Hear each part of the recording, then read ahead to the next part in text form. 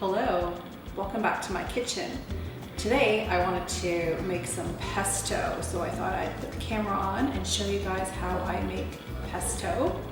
We're going to start with about 3 cups of basil. Now if you don't have basil, you can use cilantro, arugula, parsley, anything you got, or a mixture of all of it. I've got about 1/2 cup of olive oil. I've got a crushed garlic clove and some pepper, a 1/4 cup of Parmesan cheese, a 1/4 cup of toasted almonds. Now, if you don't have almonds, I mean, traditionally it's used with pine nuts, but I don't have any pine nuts in the house. So, but I use almonds, peanuts, walnuts, anything you have. And here I've got a couple teaspoons of lemon juice. So that's it. So I'm gonna get putting everything in here. This is so easy to make and so good.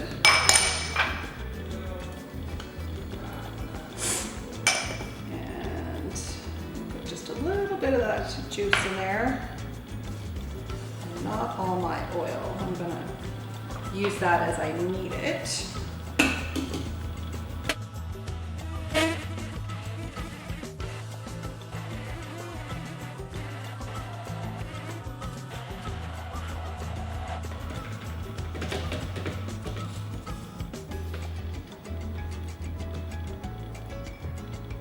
Right, so I want to give that a little taste to make sure that I don't need to add anything. I don't like to add any salt to this up front until I've tasted it to see if I need any.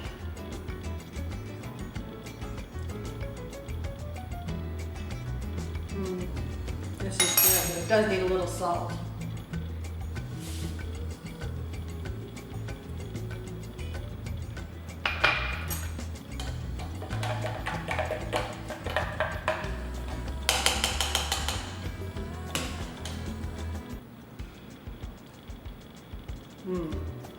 Perfect. And then I just put that in a mason jar, and that's going to stay nicely in my fridge for, well, it never usually lasts more than a few days, but it'll probably stay good for about a week. I also put them in the freezer, like at the end of the season when I have like oodles of basil on my plant. I'll make it just a bunch of it. Today I've used my immersion blender, but if you don't have one, if you have a food processor, that's perfect. Or a little mini chopper. I have one of those too. I use that sometimes. That's perfect.